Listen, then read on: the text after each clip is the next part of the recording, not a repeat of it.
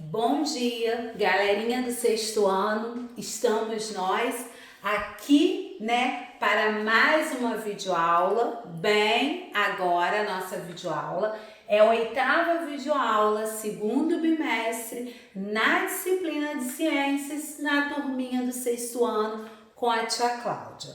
Bom, a nossa proposta hoje nós vamos corrigir a experiência lá da página 71, o registro. Eu vou voltar com vocês em mudanças dos estados físicos, tá? Vamos falar sobre ciclo da água e solubilidade, tá bom? Então prestem muito atenção. Eu quero falar, tem um recadinho antes para vocês. Bom, eu tenho feito, e vocês sabem, a chamadinha virtual. Então, como essa chamadinha virtual ela está procedendo? Antes que se encerre o nosso cronograma atual, eu peço que você, meus lindos, façam contato com a tia Cláudia, tá bom? Para quê? Façam contato para a tia Cláudia para ou um mini vídeo, ou imagens, ou chamada de vídeo, para vocês demonstrarem a nossa aula anterior, antes que comece um novo cronograma. E aí, com isso, o que a tia Cláudia já está fazendo? Vai lá na tabelinha dela, já coloca a presença, já coloca o seu ponto de participação, de interação. Então, é muito importante que você esteja atento a isso. E quinta-feira, nessa quinta, nós também teremos um encontro para falarmos mais, sobre como tem sido o nosso dia a dia, a nossa avaliação, o nosso aprendizado, Nesse momento precisamos estar assim, mas não devemos estar parados. Estamos dando continuidade ao nosso processo ensino-aprendizagem.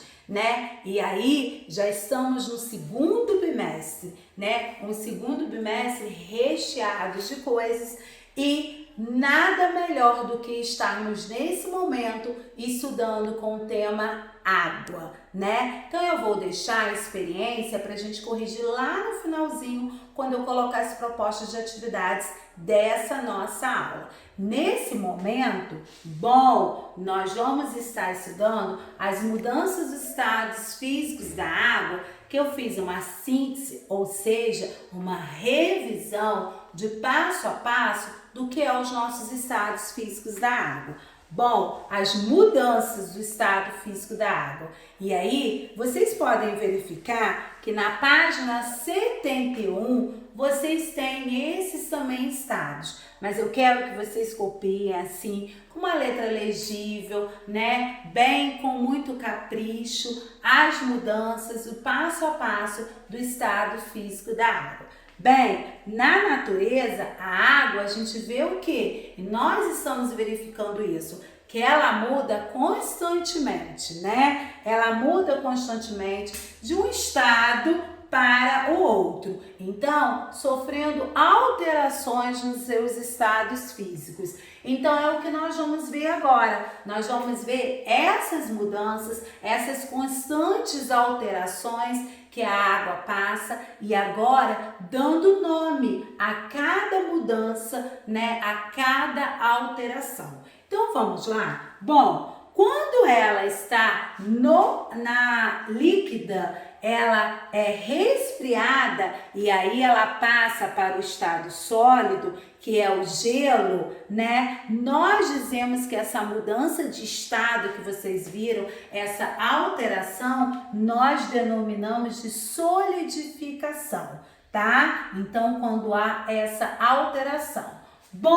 Ao aquecer o gelo, até o estado líquido, temos uma mudança de estado físico, que é denominada de fusão. Então, gelo que foi até o estado líquido, aquecido, Então, nós chamamos essa alteração de fusão, essa mudança. Quando a água líquida ela é aquecida e aí ela passa para o estado gasoso que vocês podem ver que é o vapor, ocorre a chamada mudança vaporização. Bom, a vaporização, ela pode ser tanto lenta, como ela também pode ser rápida. Então, voltando, quando ela está no estado, a água está líquida, ela é aquecida e vai para o estado gasoso, que vocês lembram de vapor, que nós estudamos na aula passada, né? Que eu dei exemplos sobre cada estado desse, nós chamamos de vaporização. Bom, e como ocorre então, tia Cláudia, a vaporização lenta?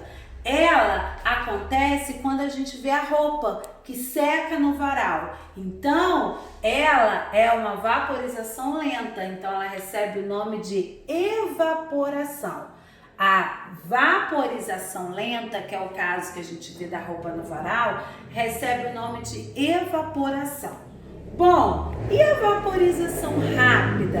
Como que acontece? É a formação de bolhas no interior, né, do líquido, e como ocorre com água, quando a gente leva essa água até ao fogo. Então, aquelas bolhas que são formadas, nós chamamos de ebulição, tá? Então, nós denominamos ebulição. Bom, agora nós vamos ver que o vapor d'água na atmosfera, né, ela resfriada em grandes altitudes, ela pode o quê? Mudar para o estado líquido, né? Então, quando ela faz essa mudança para o estado líquido, formando as nuvens, nós chamamos que é a condensação ou liquefação, tá? E além dessas mudanças do estado físico, a água pode passar para o estado sólido diretamente para o gasoso ou do gasoso diretamente para o sólido, sob determinadas condições ambientais. E esse processo que nós vimos, essas alterações de mudanças, nós denominamos de sublimação, tá? Então, é denominado de sublimação. Bom, nós vamos para um outro fator muito importante, né, que nós também estamos estudando, que é o ciclo da água, que é a circulação da água na natureza, né? E aí a gente vê que o que acontece com o resfriamento, né, do planeta, esse vapor de água, ele se condensou, né, originando o quê? Vários reservatórios naturais de água. E aí, a água da hidrosfera está continuamente mudando, né? O que nós temos aqui, mudando de estado físico e de ambiente. Esse processo, essa mudança que ocorre, nós denominamos de ciclo da água ou ciclo hidrológico, tá? Então, essas alterações, essa mudança, né, da água na hidrosfera, nós denominamos de ciclo da água ou ciclo hidrológico. Bom, e aí eu trouxe aqui, fiz um esqueminha para vocês de ciclo da água. Depois eu vou enviar para vocês no grupo essa imagem aqui, porque eu quero que vocês também façam essa imagem, tá? No caderninho de vocês. Então vamos lá, ciclo da água, né, H2O, e aí a gente vê que garante o movimento contínuo da água, né, pelo meio físico e pelos seres vivos, né. Nós também verificamos que 70% do planeta é coberto, né, e aí quando a gente vê grande maioria, né, estar nos oceanos. Aqui depende diretamente da energia solar, e aí nós vamos ver as etapas importantes que nós acompanhamos, a evaporação, né, a evapotranspiração, condensação, precipitação, né, infiltração. Bom, aqui nós vemos a condensação, né? Entre a infiltração e a condensação está a precipitação, né? Aqui nós vemos a transpiração, né? Aqui. E aqui nós vamos ver o que? A evaporação, que são essas etapas importantes, estão aqui, que é melhor para vocês o que? Visualizarem e entenderem. Bom, a importância da água, como nós vimos na aula anterior, garante que a água seja usada e retorne para o ambiente, permite o uso pelos seres vivos, né? Garante a realização de atividades humanas, como geração de energia e atividades industriais. Então, aqui nós podemos verificar o nosso ciclo da água. Tudo bem, galerinha? Bom, solubilidade, que é o que nós vamos verificar agora. E aí, eu coloquei a propriedade que um material tem de se dissolver em outro, formando, nós vamos formar uma mistura que nós podemos chamar ou ela de homogênea ou chamamos ela de heterogênea, né? E aí, dependendo do número de fases que apresenta, nós vamos classificar se ela é homogênea ou se ela é heterogênea. Então, vocês já ficam sabendo que é de acordo com o número de fases que elas vão apresentar. Bom, quando é uma mistura homogênea? Ela, quando também chamada solução, e ela apresenta apenas uma fase. Então, quando ela apresenta apenas uma fase, nós chamamos de mistura homogênea. E aí, eu trouxe um exemplo aqui para vocês. Olha, a água e o sal dissolvido. Então, aqui é uma mistura homogênea. Por quê? Porque apenas uma fase nós estamos verificando aqui. Então, nós chamamos de mistura homogênea.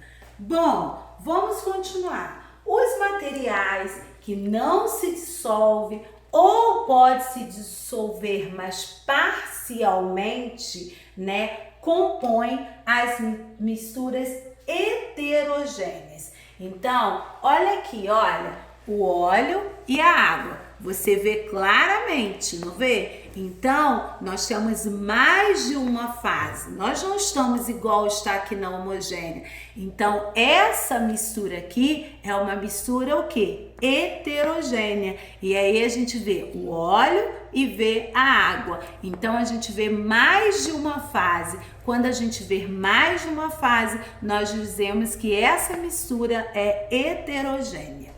Então, nós podemos verificar, chamamos de soluto o material que dissolvemos na água e de solvente a água usada para isso. Bom, então vocês já sabem que ao dissolver uma propriedade, um material, nós podemos classificar se ela é homogênea ou se ela é heterogênea. Nós classificamos ela através das faces, né? E aí nós vamos ver se tem apenas uma fase, nós falamos que é homogênea. Se tem, né, misturas, aí nós chamamos de heterogêneas. Bom, no livro de vocês vem informando na página 76 e também na nossa página 77. Bom, fala-se, e aí a gente vê muito, né? Vamos ver aqui. O vinagre é um tipo de mistura homogênea, né? Olha só, o vinagre. Agora, o azeite não se dissolve na água, formando com ela, portanto, uma mistura. E essa mistura nós chamamos de quê? De heterogênea. Bom, folhas e galhos de árvores, elas não se dissolvem também em água. Então, formam uma mistura heterogênea aqui, tá bom? Então, a água, ela consegue dissolver apenas certa quantidade de sal de cozinha. Se acrescentarmos uma quantidade de sal acima desse limite, galerinha, nós teremos uma mistura o quê? Heterogênea. Então, nós devemos ter cuidado com a quantidade de sal que nós vamos dissolver em uma água, certo? Bom, e os métodos, tia Cláudia, de separação dessas misturas? Nós temos métodos, né? Nós chamamos aqui, cada um dessas aqui, de métodos. Métodos esses que vocês vão verificar agora, né,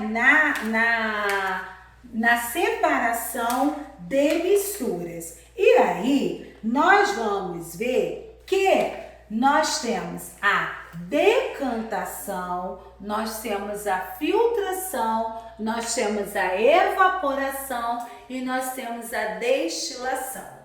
E aí, quanto é a decantação? A decantação, ela é uma mistura heterogênea.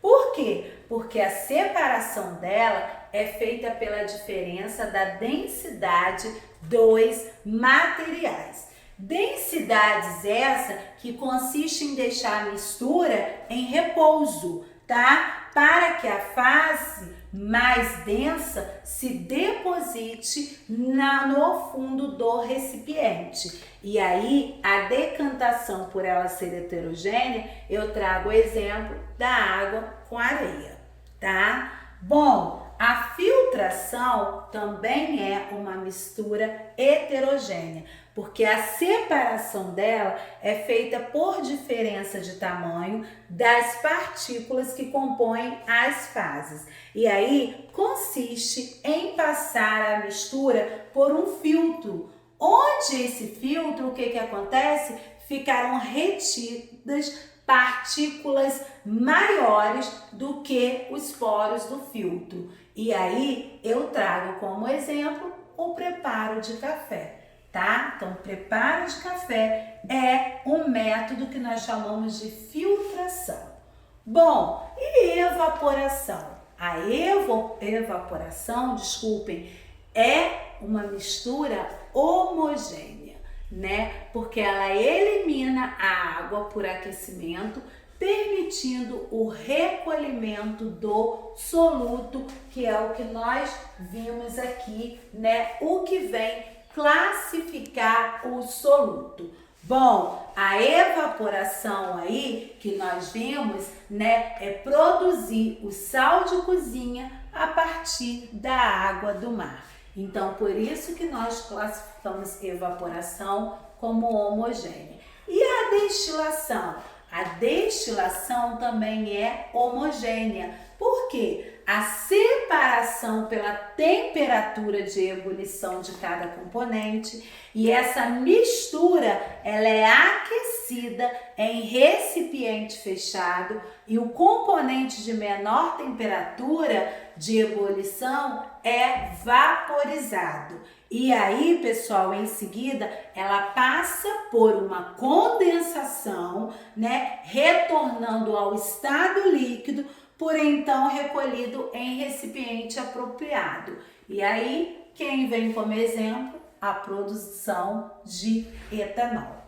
Verifiquem que eu coloquei o método, entre parênteses está a mistura, caracterizei esse método e dei exemplo a cada um, tá? Então, prestem muito atenção quanto a isso.